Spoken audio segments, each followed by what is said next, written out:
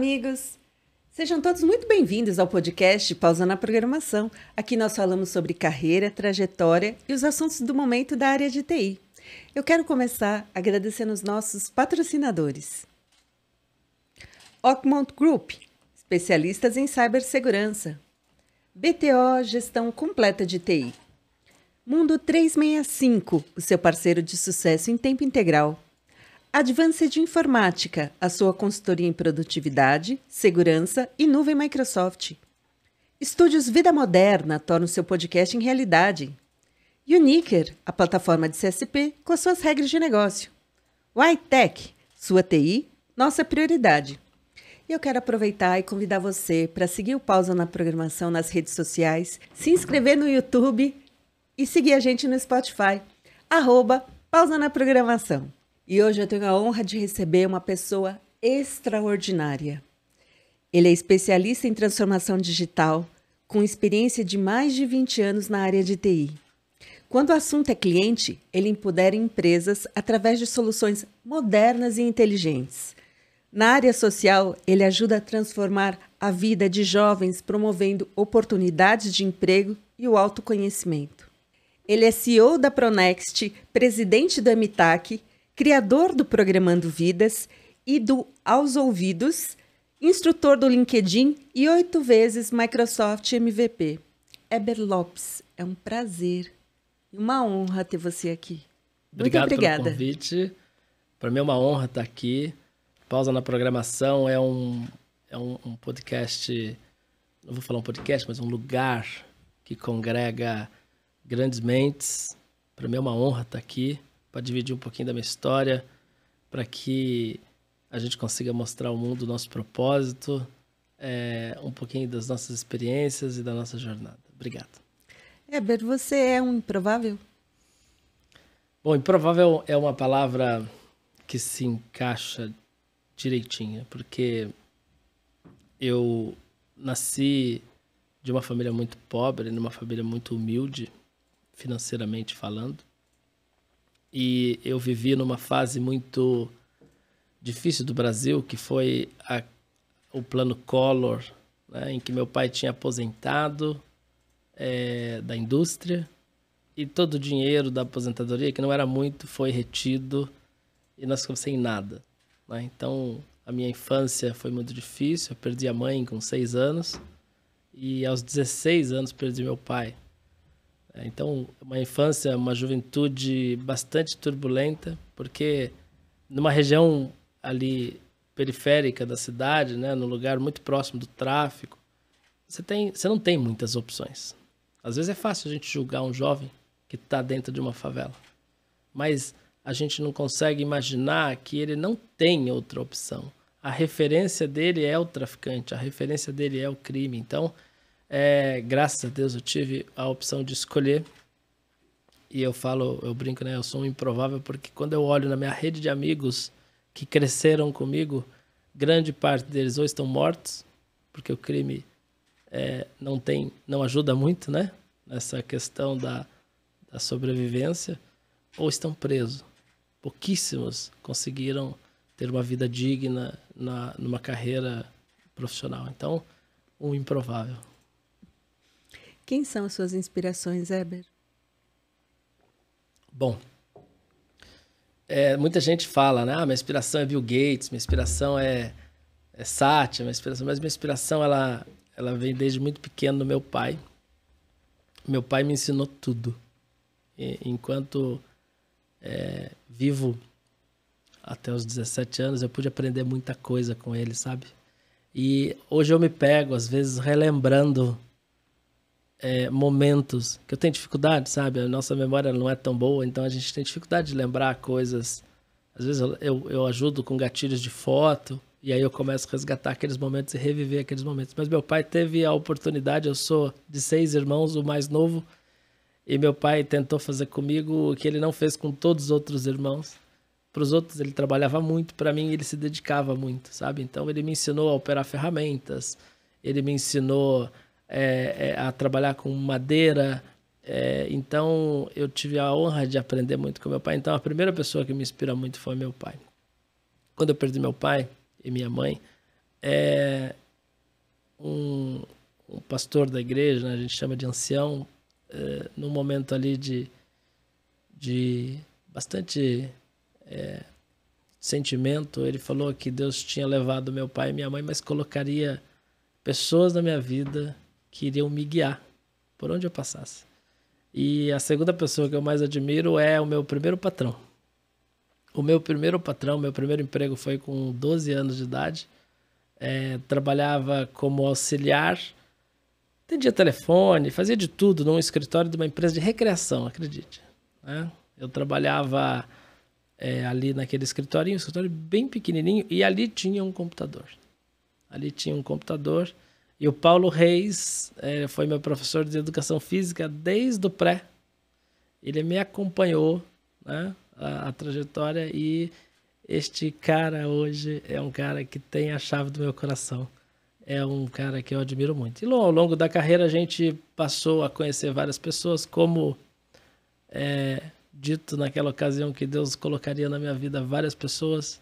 Aí tem histórias com Benito, Tânia da Microsoft, pessoas que chegaram à minha vida que realmente hoje eu me inspiro, e eu gosto de ter como inspiração pessoas próximas que eu consigo tocar. Então assim, legal, Bill Gates, bacana, Elon, bacana, Satya, bacana, mas eu gosto de começar pequeno. Para mim, toda árvore foi uma semente, então gosto de sonhar pequeno e vou aumentando o meu sonho. Então hoje as minhas inspirações são pessoas próximas, graças a Deus. Conta pra gente como que você começou a se interessar por tecnologia. Bom, quando a minha conexão com o Paulo Reis, o nome dele é, inclusive, um beijo, Paulo, você mora aqui no meu coração. Ele foi meu professor de educação física no pré. E no pré, eu fui diagnosticado com autismo. Eu estava dentro daquele espectro, por ser uma criança extremamente sem atenção, não conseguia focar em nada. E todos os outros professores falavam sobre, não, isso daí é porque ele perdeu a mãe, isso daí é manha, isso daí naquela época não era um sintoma conhecido, né? Não era uma informação como é hoje, né? Todo mundo conhece, todo mundo sabe, todo mundo respeita. E ele foi o único que defendeu, pois todos os professores queriam me repetir de ano. Não queriam que eu passasse pro primeiro ano, né? E ele bateu o pé, ele falou, pode passar que eu me responsabilizo. E foi muito bacana, porque assim, ele passou a ser o responsável por mim, porque ele assumiu essa responsabilidade junto à diretora da escola. Ele me acompanhou, e até por isso que talvez lá com 11 anos ele me contrata, como 12 anos ele me contrata como aprendiz. E um dia, lembro como se fosse hoje, a gente fazia eventos para grandes empresas. E GM, Ericsson na época, que tinha celular, Ericsson na ocasião em São José dos Campos. Era muito comum ter indústrias grandes, ainda tem, né? Embraer está lá, Johnson está lá. E nós estávamos fazendo uma proposta. Nós não, eles estavam. Eu não sabia usar computador, bolufa nenhuma, né? E aí, fuçava. Sabe aquele fuçado? Moleque de 12 anos, fuçado. E o monitor queimou. Era aqueles monitores de tubo, né? Grandão e tal, meio verde. E eles precisavam imprimir a proposta. Olha isso. Tinha uma impressora Lexmark.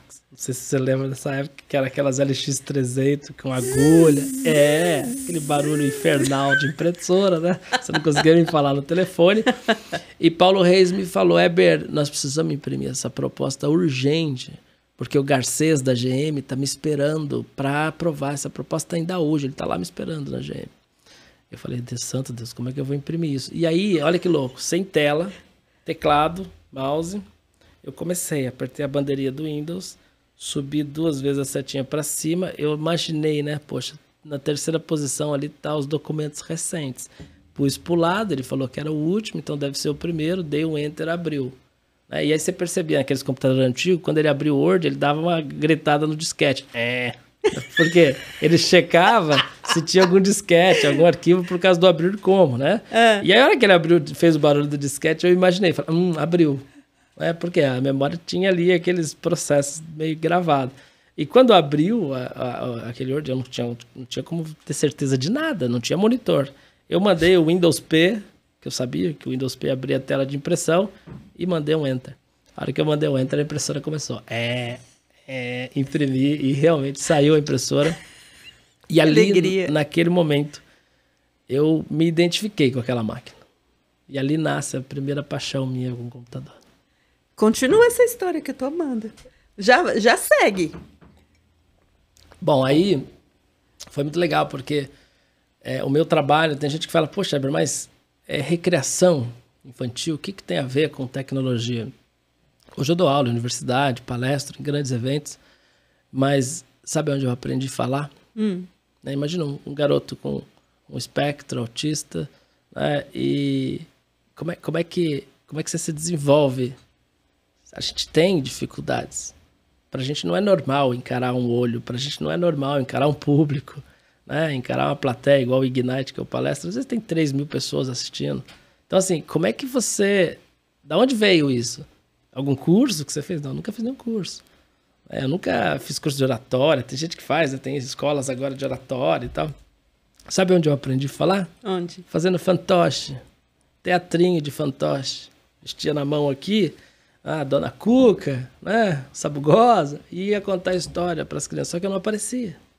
Eu ficava atrás e contando as histórias ali, junto com o Paulo Reis, né? Eu era um personagem, ele era outro, às vezes ele falava e eu só fazia o gesto. E ali eu tive o prazer de aprender a fazer apresentações. O teatro me ajudou muito a desenvolver a dicção necessária, que hoje é uma ferramenta de trabalho para mim, porque hoje eu sou um comunicador. Então... ali eu pude desenvolver várias habilidades, né? E sempre com o jovem. Olha que incrível. Eu lembro como se fosse hoje, a gente fazia colônia de férias e eu era sempre o ajudante. Aí eu sempre servia. Era aquele que vinha servindo todo mundo e com isso eu aprendia. E eu lembro como se fosse hoje, uma colônia de férias que teve na Volkswagen e eu já tinha meus 16 para 17 anos e um dos instrutores faltou, né? E eu tive que assumir a posição dele. E nessa ocasião, tem uma foto. Essa foto é linda. Depois eu mando, se você quiser colocar, coloca. É eu junto com a minha turma. E aí você não sabe quem é instrutor e quem é turma. Por quê? Todos tinham 17 anos. E aí tem gente que questiona, pô, Heber, essa capacidade de liderança sua, você fez algum curso, alguma faculdade especial, alguém te mentorou? Cara, eu não sei de onde vem. Aí, quando eu falo, eu não sei de onde vem, eu mudo, né? Eu sei de onde vem. Vem lá de trás, aonde tão cedo eu já liderava jovens, eu já fazia esses trabalhos de comandar, é uma palavra muito forte, mas de direcionar, de dar a direção para eles ali num papel de líder do grupo, né? Então, aprendi muito cedo ali e foi lá no berço que eu aprendi essa questão da comunicação ali, da questão da liderança, tá? Comecei aprendendo lá. E aí, assim, eu fui crescendo, com 17 anos, ganhava muito pouco naquela ocasião, a área de eventos ainda é uma área muito pobre do ponto de vista de investimento, a gente não tem muito investimento, né? As pessoas lembram da festa uma vez por ano, do aniversário, né? No Natal, no Dia das Crianças e o resto do mês. O que você faz? É igual quem trabalha com turismo, né? Você só tem movimentação nas épocas principais. Então era um ramo bastante difícil pra gente. E com 17 anos, 16 anos ali, eu me vi numa encruzilhada, né? Eu tinha um colégio em Jacareí chamado ITJ. Era um colégio que o dono dele era professor do ITA, o seu Haroldo Borges Diniz. E, de novo, quando Deus falou que colocaria pessoas na minha vida, este é outra inspiração que me motivou muito. E meu sonho era estudar naquele colégio. Colégio referência. Por que era referência? Ele pegava conteúdos do ITA, que ele montava para o ITA, e ele também montava para o colégio dele. Então você tinha aulas de eletrônica, aulas de informática, um nível técnico muito alto, sabe? E não era uma escola barata. Naquela época custava em torno de 600, 700 reais, mas eu não tinha esse dinheiro. Só que assim, eu já tinha não. que eu ia fazer? Passar vontade? Não, eu peguei junto com a minha madrasta, escrevemos uma carta a punho, porque não tinha computador em casa, não tinha nada, pedindo ali, né, que meu sonho era estudar naquela escola e que se precisasse eu trabalhava lá lavando banheiro, fazendo o que tivesse que fazer, mas eu queria ganhar uma bolsa de estudo daquela escola. E eu fui lá entregar essa carta. Quando eu cheguei para entregar essa carta lá, só para você ter noção, nessa época eu não conseguia nem falar direito, olhando no rosto das pessoas. Eu tinha uma dificuldade muito grande ali de comunicação, e eu li a carta para a secretária, a Kátia, né? E enquanto eu li a carta, a esposa do seu Haroldo passou atrás, parou e ficou ouvindo. Aí, a hora que eu terminei de ler a carta, a Kátia olhou para ela e falou assim, fez um joinha. Depois que eu fui ver que ela estava atrás, ela me pegou e levou para a sala do seu Haroldo. Cheguei lá, ele não estava na sala, uma sala linda, cheia de livros. Meu sonho era ter uma sala daquela, hoje eu tenho. Né? Aí Mas sim! pensa em livro do mundo inteiro naquela sala. O cara era professor do ITA, não é aluno do ITA, não, o cara era professor do ITA, né? Foi reitor do ITA também. E assim, ele chegou na sala, né? A Dona Maria da Fé, a esposa dele, começou a contar a minha carta, só que ela não estava com a carta na mão.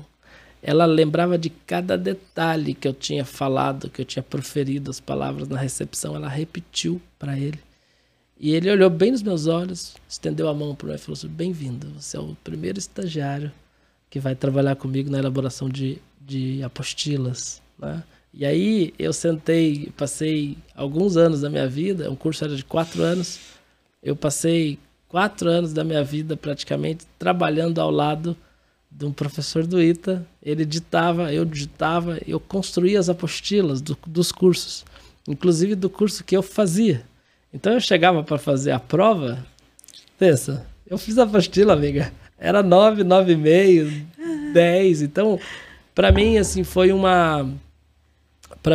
momento muito rico de aprendizado, e ali teve momentos de aprendizados não técnicos, sabe? De exemplo de pai, e tem hora que eu vejo eu sendo pai hoje, eu me remeto a momentos em que eu vi ele fazendo a mesma coisa que eu faço hoje, sabe?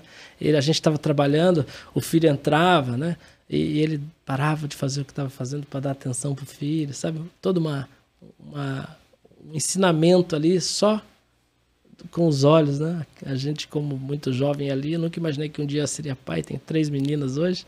Mas ali foi muito bacana, porque teve um dia, já no meu 4º ano, eram 4 anos de colégio, no meu último ano de colégio, eu estava lá na minha salinha, montando minha apostila, estudava de manhã, trabalhava da tarde e à noite, num estágio, bolsa, e a coordenadora do curso entrou braba, xingando, falando, esses professor que marca de vir dar aula e não vem dar aula, já é 7h15, a sala lá tá com 70 alunos lá, tudo bravo, esperando o professor, e ninguém para dar aula lá de eletrônica.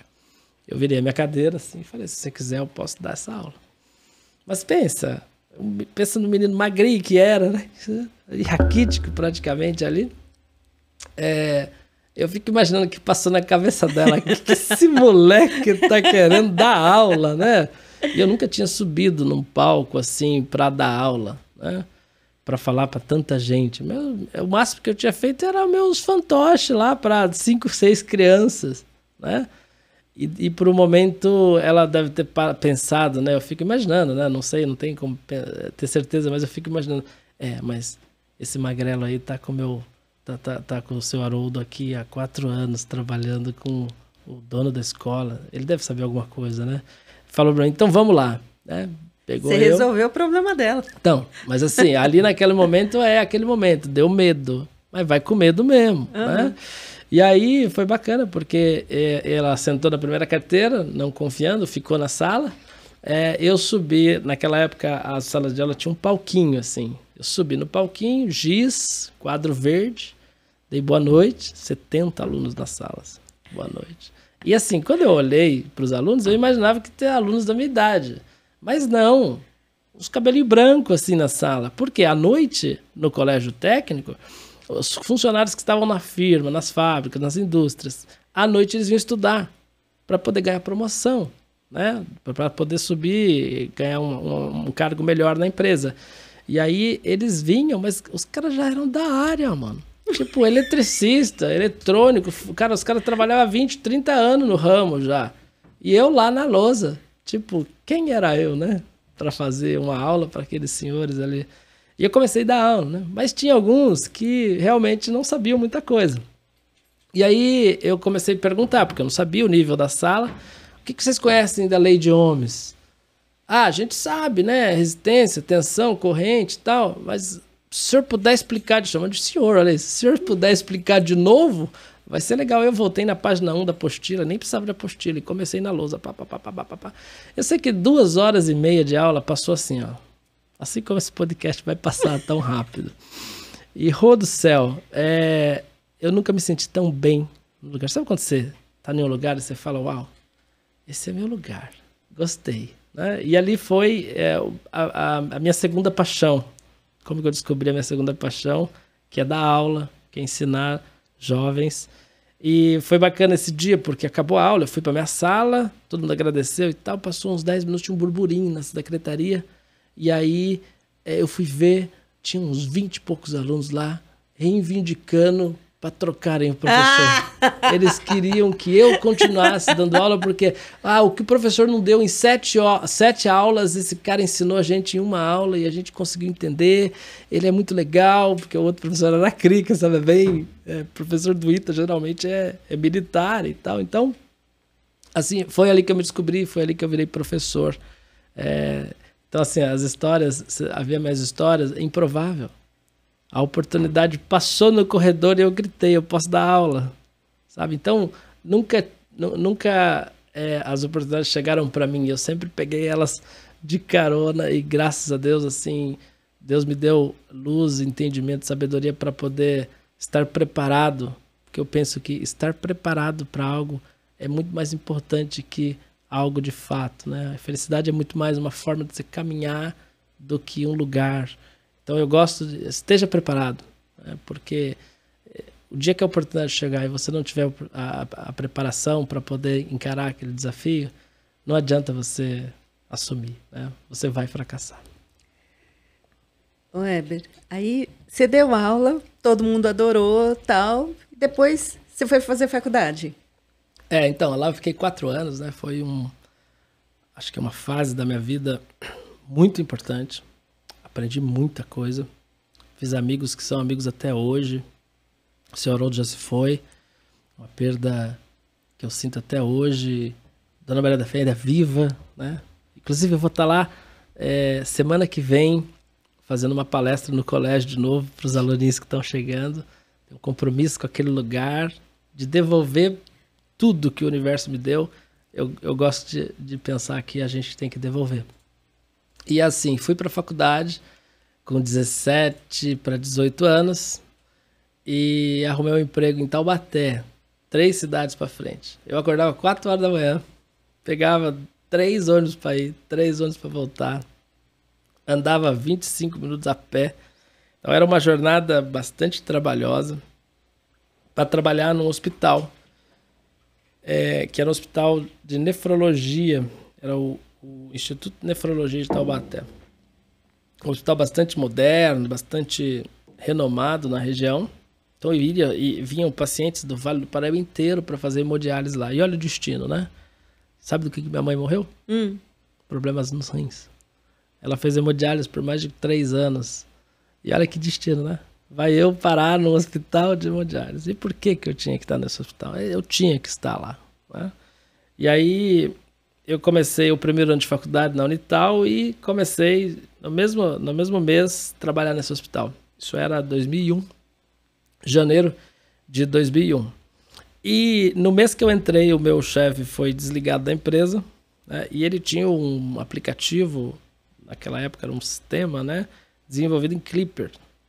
E naquela época era comum o programador sair e levava o código-fonte embora, não tinha todo esse aparato jurídico que protege a propriedade intelectual ali, e o software era dele e levou embora. Só que era um sistema que controlava todo o hospital.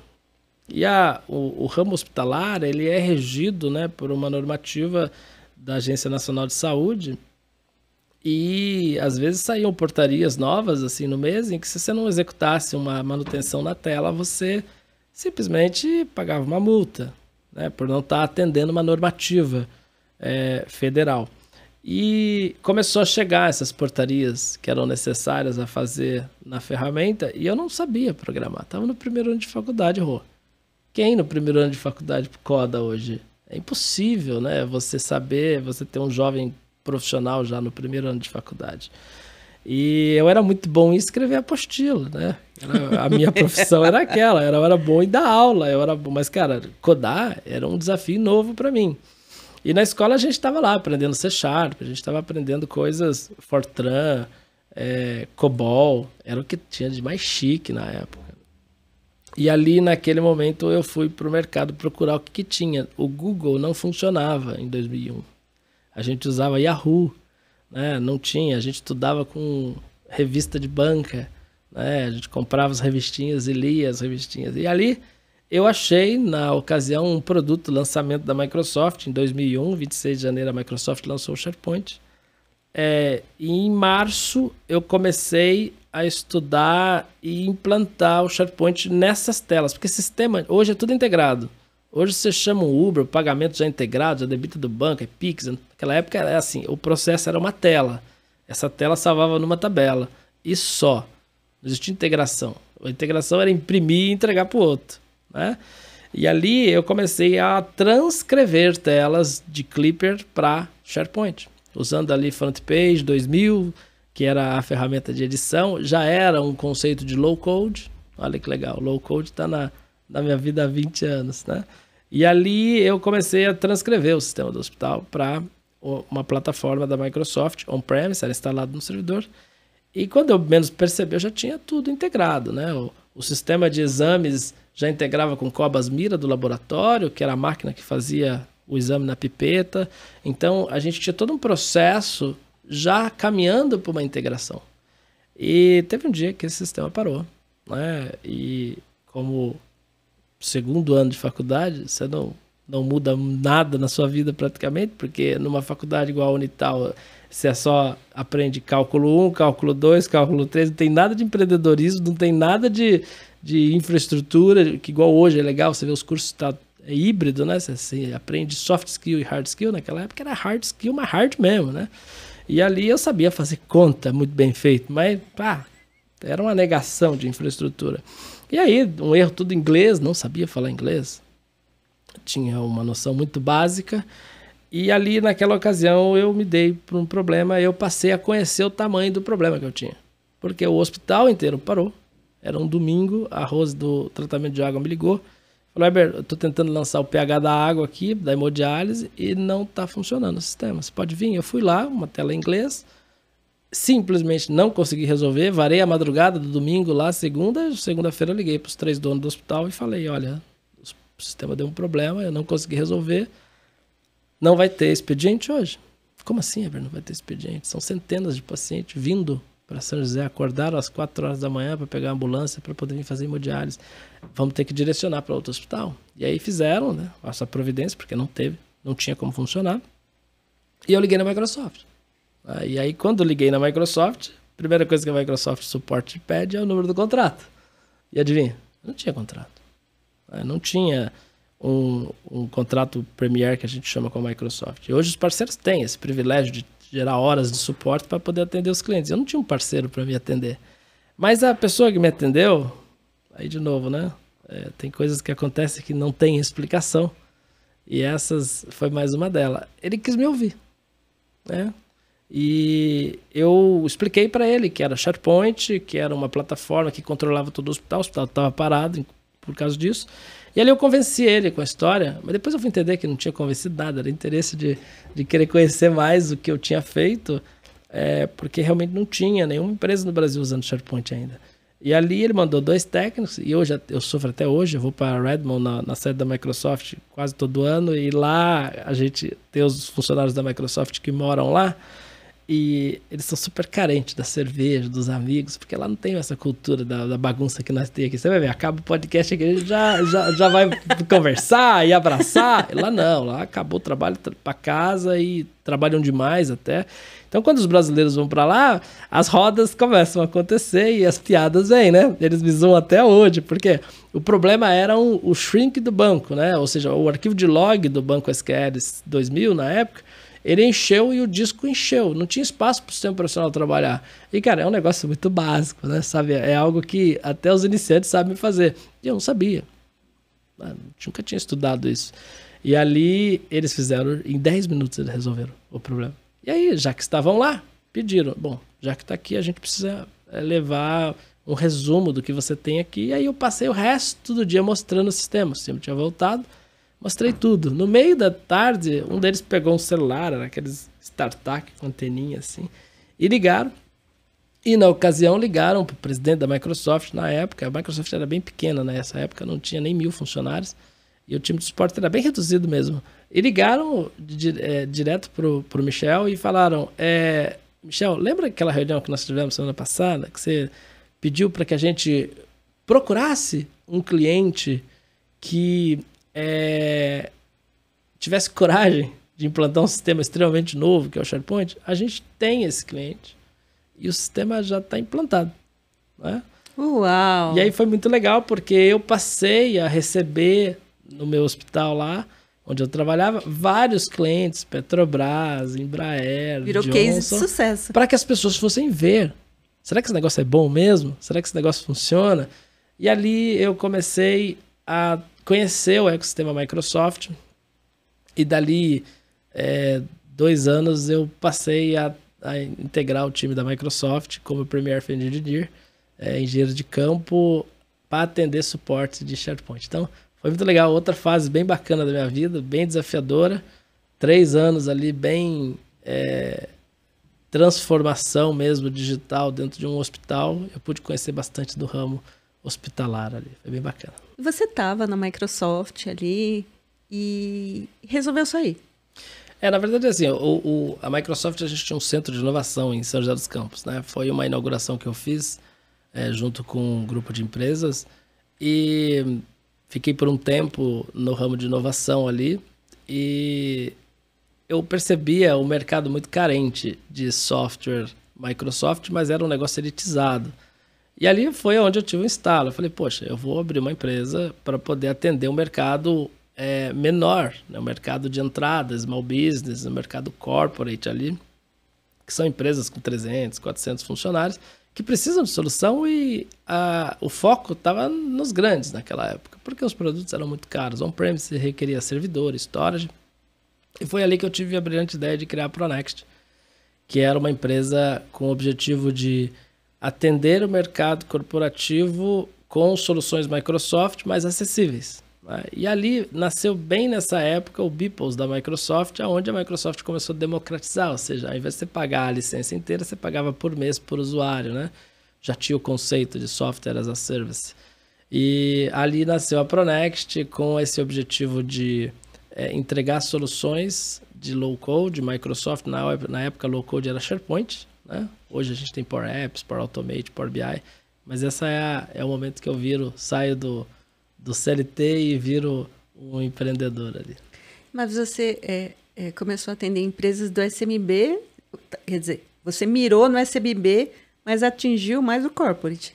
Então, os produtos da Microsoft são elitizados, a gente sabe. Você olha hoje as empresas do mercado, quando o cara tem E5, E3, E1, que são os produtos, os licenciamentos que a Microsoft, o formato para empresas hoje, são empresas que possuem já uma maturidade bacana a ponto de entender que SharePoint é importante, de que Teams é importante, de que a transformação digital com aplicativos é importante. Eu mirei no Small Business porque era um mercado fácil de entrar, né? Numa cidade de inovação, São José dos Campos, e foi fácil de fato. Só que o mercado corporativo, né, corporate, que são as empresas maiores, também precisavam. E automaticamente você vai suitando, né, e dando atenção para projetos maiores, projetos mais rentáveis. Mas hoje a gente atende de tudo. A gente tem clientes de pequeno porte e clientes de grande porte. E como é que começou o Programando Vidas? O Programando Vidas é um projeto que eu tenho um carinho muito grande, porque se você olhar na história, né, ela é um projeto social que reflete no que aconteceu na minha vida, praticamente. Por que eu consegui chegar em lugares que poucos chegaram? Eu brinquei na sua improvável. Por quê? Porque eu tive ajuda, eu tive apoio de pessoas que realmente mudaram a minha vida. Mudaram a minha forma de pensar, minhas crenças, meus valores. E eu acredito nisso. Eu acredito que quando pessoas boas se juntam, coisas boas acontecem, a gente consegue transformar a vida dos jovens para que eles tenham maior potencial e eles consigam, de fato, realizar o sonho deles. Então, e muitos desses jovens são jovens de periferia, né? E aí, olhando para esse cenário onde a gente tem pouca oportunidade, às vezes é falta de oportunidade, por que não a gente levar a oportunidade aonde precisa de oportunidade? Então, o Programando Vidas é um projeto que nasceu debaixo do MTAC. O MTAC é uma ONG que nós criamos em 2013, que congrega aí 200 e poucos profissionais hoje de tecnologia, trabalhando em projetos sociais, trabalhando para a comunidade. MTAC é More Technology Availability for the Community, ou seja, mais tecnologia para a comunidade. E aí o Programando Vidas tem esse viés de levar conhecimento e low code para jovens. E onde que estão esses jovens? Então, os jovens, né? Eu costumo dizer, tem gente que fala muito sobre o problema está nos ricos, o problema está nos brancos, o problema está nos de direita. Eu penso que esse tipo de problema ele está instalado em todas as camadas da sociedade. Então, o Programando Vidas ele é agnóstico, tá? A condição social. É lógico, ele prioriza, é uma questão de equidade, não de igualdade, mas ele traz prioridade para quem realmente não tem condições de fazer, de pagar, mas a gente está aberto para todas as idades, inclusive. Eu tenho jovens de 70 anos fazendo Programando Vidas. E ali eu tenho diversas classes sociais e a gente chega até dentro da Fundação Casa. Então, eu tenho um projeto na Fundação Casa onde a gente forma os garotos que estão ali internados e quando eles terminam o curso de 9 meses, eles se submetem à certificação. Alguns passam, outros não. Geralmente, os que passam saem empregados. E aí você consegue interromper um ciclo ali de criminalidade da família, às vezes, que parece uma sina, mas aí você consegue mudar isso. Ou seja, aquele jovem que estava fadado ao crime, ele passa a ter um emprego digno, dignidade de poder ganhar o seu dinheiro honestamente. Você tem alguns cases de sucesso, né, Heber? A gente tem muita história. Na Fundação Casa mesmo, a gente tem Pedro Rufino. Pedro Rufino é um jovem que ficou internado muito tempo. E quando a gente chegou em Jacareí, na unidade de Jacareí, ele estava lá. E ele abraçou. Era a única esperança dele. E ele foi bacana porque o secretário de Justiça do Estado de São Paulo foi lá conhecer ele. Na época, o governador Rodrigo Garcia foi conhecer o projeto, porque ele se transformou totalmente durante esse processo. É motivo de orgulho para a gente, porque ele, de fato, entrou um criminoso, né, e saiu um desenvolvedor Power Apps. Saiu num dia, no outro ele começou a trabalhar numa empresa de tecnologia. Então, são vários cases. A gente tem a Giovana, que fez um projeto social, apresentou na ONU. A gente tem Júlio Cosmo, que hoje trabalha em projetos com a NASA. Então, são jovens, verdadeiros diamantes que a gente descobre, lapida e voa no mercado. O Programando Vidas hoje, ele atende quantas pessoas, mais ou menos, ou quantas pessoas ele já atendeu? O Programando Vidas ele tem como missão formar 3 mil jovens por ano. Uau! É bastante jovens. Então é um funil, né? Entra 3 mil jovens, forma um pouco mais de 60%, porque alguns desistem, alguns têm imprevistos, e destes a gente emprega quase a metade. A gente escreveu um projeto de lei na cidade de Jacareí, por exemplo, em que obriga as empresas a ter um menor aprendiz em tecnologia. Está diretamente ligada com a estratégia, o plano diretor da cidade de fomento à tecnologia e de inovação. Como é que você inova se as empresas não investem? Então, virou lei. A gente tem essa iniciativa da cidade que ajuda os profissionais a terminar o curso, já engajar num trabalho para poder praticar. Mas o projeto, ele está localizado em Jacareí? Então, hoje, Jacareí, São José dos Campos, Caçapava, Taubaté, que é aquele eixo ali do Rio-São Paulo, são as cidades onde a gente atua com mais presença. A gente tem hoje jovens de todos os estados, mas a grande maioria, 80% dos profissionais que estão sendo formados são nessa região ali. O programa de Vidas ele é todo digital. Ele não tem encontros físicos, ele não tem palco, ele não tem auditório, ele é tudo via Microsoft Teams, todas as licenças doadas pela Microsoft, com apoio da Microsoft, é um projeto patrocinado pela Microsoft. E assim, é exatamente para a gente poder ter escala e não ficar preso em uma localidade ou um território. Quem quiser conhecer mais do Programando Vidas ou até participar, como é que faz? O Programando Vidas é um projeto, tem um site, é www.programandovidas.com.br, no /sobre, você vai conhecer ali quem são os fundadores, qual é a nossa missão, nossos valores, nosso propósito e quem são os instrutores. Tem mais de 70 instrutores que fazem parte desse projeto, são mentes brilhantes de fato.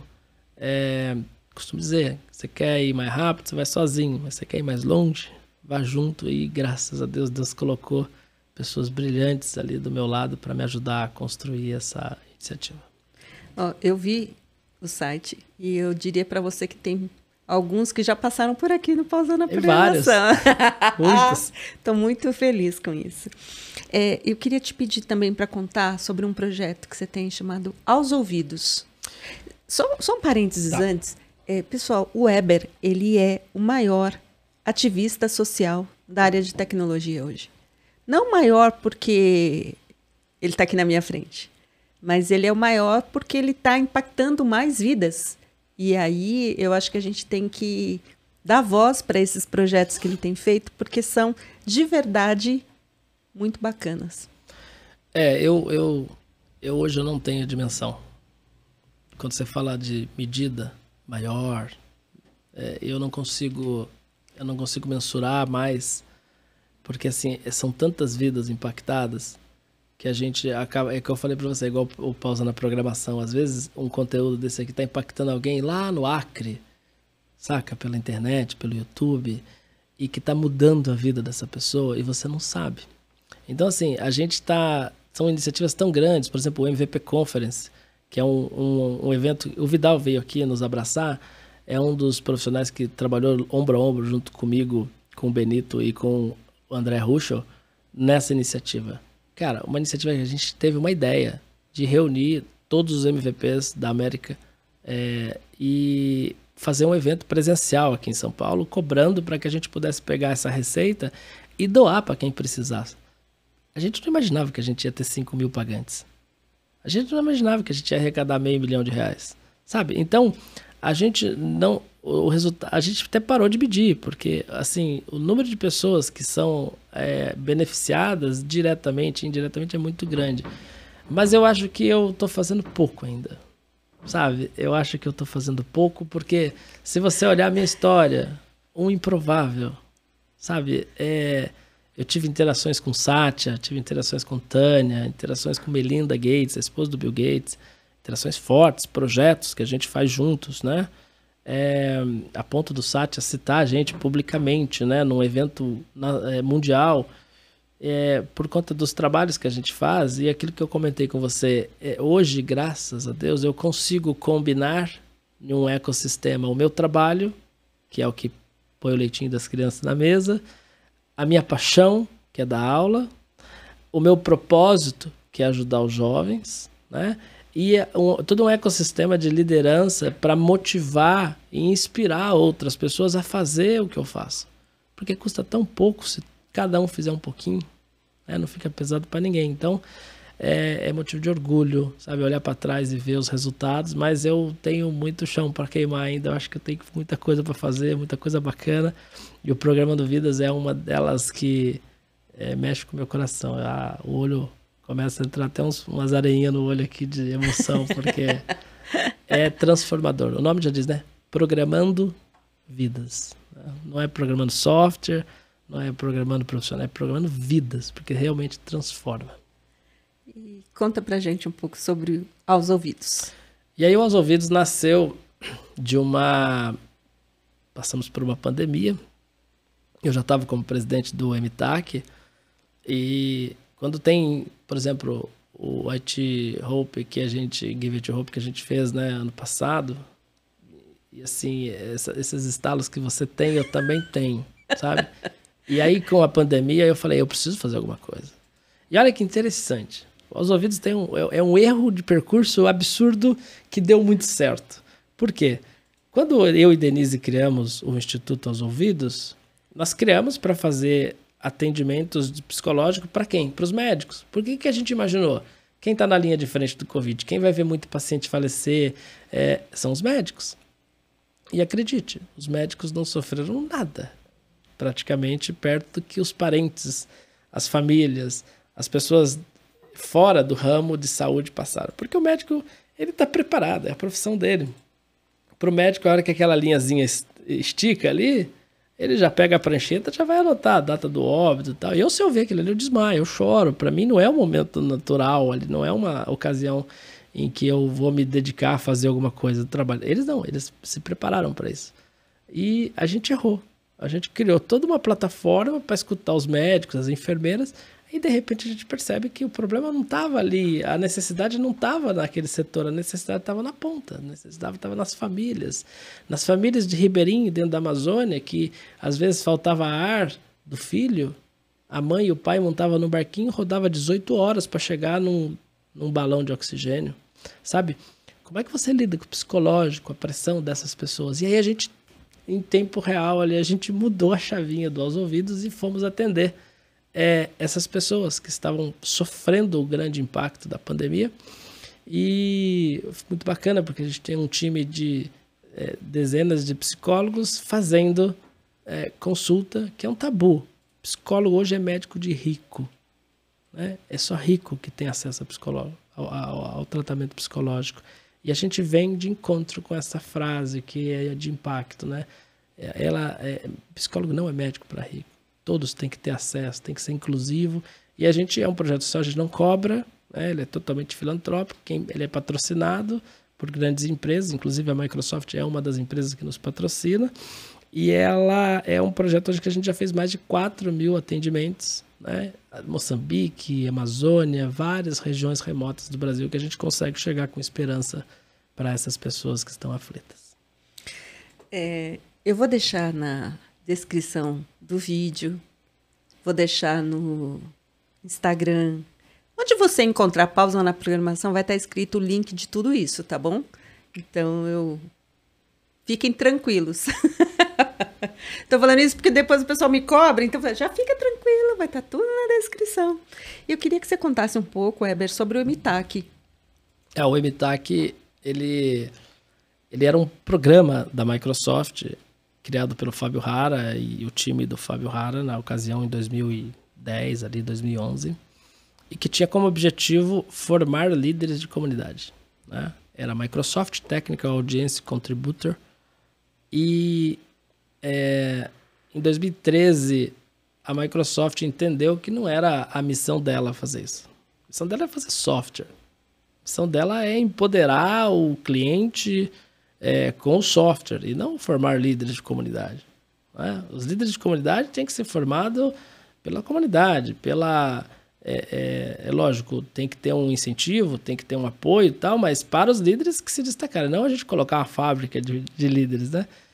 De comunidade. E ali entendeu-se que não poderia mais continuar dentro da Microsoft, e aí a gente transformou o MTAC numa ONG. E aí, na ocasião, o Everaldo assumiu. O Everaldo Oliveira, profissional incrível e sempre com os olhos muito voltados para essa questão da filantropia também. Ele assumiu até 2018. Tá? Geralmente, nós ficamos 4 anos na cadeira. Eu estou passando por um momento agora bem bacana, que eu deu meus 4 anos de MTAC, de presidente, e agora eu passo o bastão para alguém, estamos em busca deste alguém.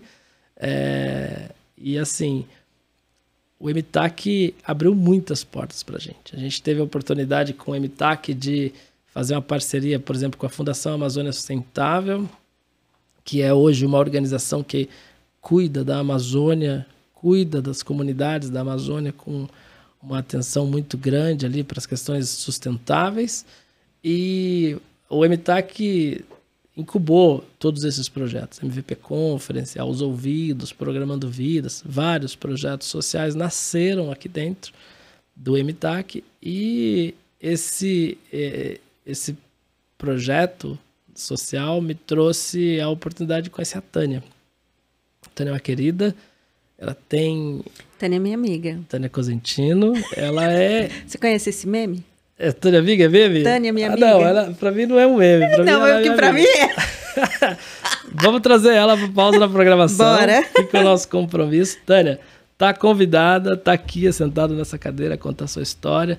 Eletricista, raiz, sabe? E sabe quando eu passei a admirar ela ainda mais e coloquei ela como referência na minha vida? Quando a gente foi para a Amazônia juntos, né? Ali eu pude ver quão guerreira e quão, sabe, hands-on, mão na massa essa mulher é. Ela foi lá, tem o vídeo dela fazendo a farinha assim, ó, sabe?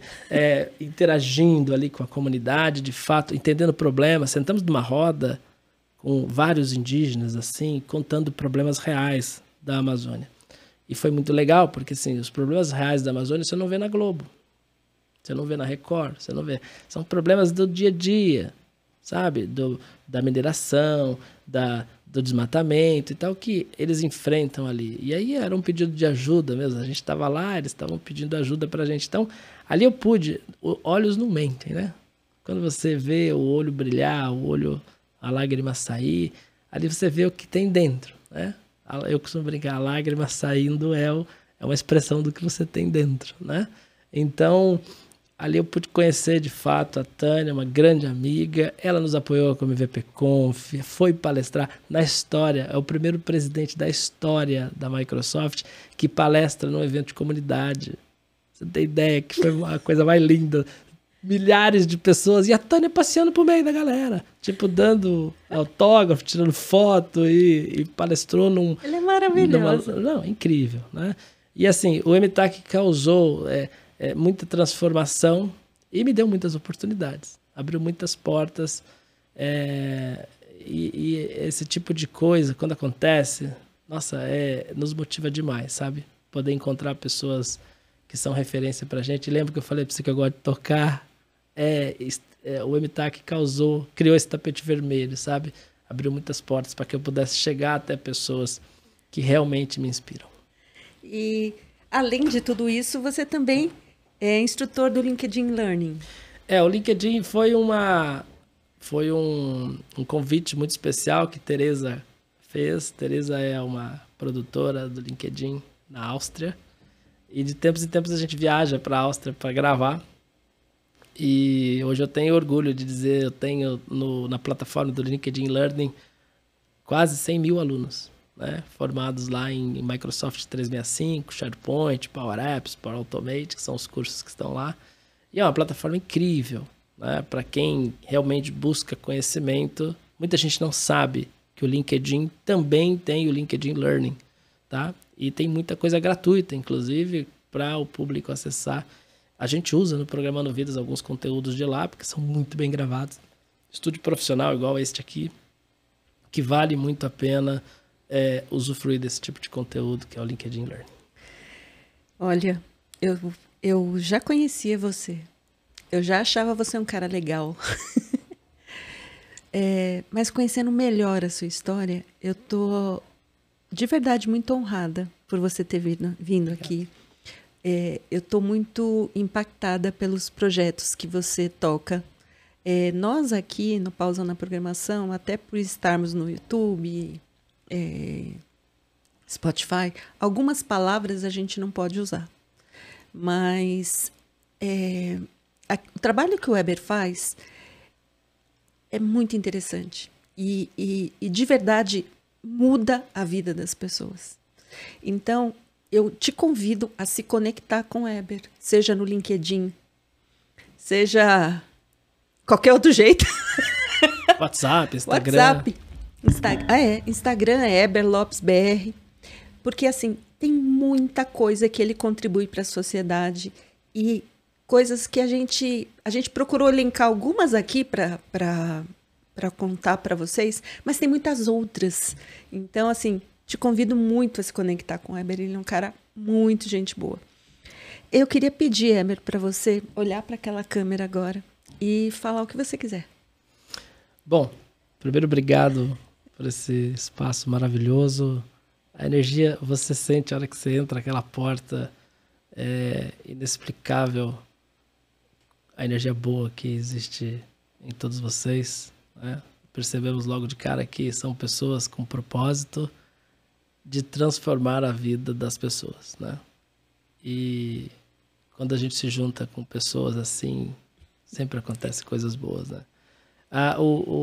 A minha mensagem é uma provocação, é uma reflexão para que vocês todos sempre reflitam que a realidade para a gente é uma, a realidade para alguns jovens é outra. Muito se fala em investir no futuro, né? Futuro aos jovens, mas vocês já pararam para pensar? Se a gente não investir nos nossos jovens, não haverá futuro para eles e nem para nós, porque são eles que estarão nas nossas cadeiras logo, logo. Falamos de aposentadoria aqui, né? Quem vai assumir a sua cadeira? Você já pensou? Então comece a preparar o futuro que você tanto quer ter para os seus filhos, para os seus netos, ensinando, adotando jovens, transferindo todo o teu intelecto para esses jovens, que acredite, é uma geração diferenciada. Nossa geração, a gente fumava, andava de moto, usava droga. A geração de hoje não, acorda cedo, vai correr na praia. Eu gosto de pensar que esses jovens hoje, eles têm muito mais potencial que nós. E olha onde nós chegamos. Imagina eles com a nossa ajuda, com a nossa guia, com a nossa mentoria e nossas orientações. Então, a dica é, adote um jovem, né? Vamos ajudar a construir o futuro que a gente tanto espera ter. Como é o seu momento pausa na programação?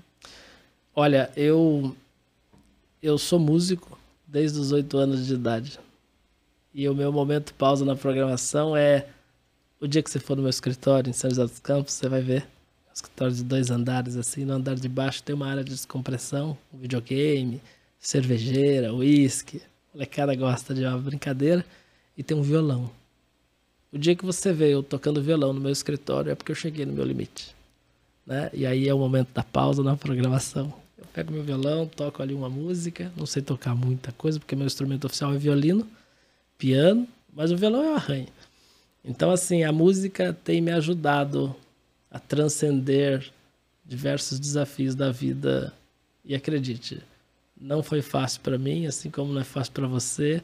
A vida, Jesus disse, né? No mundo tereis aflição.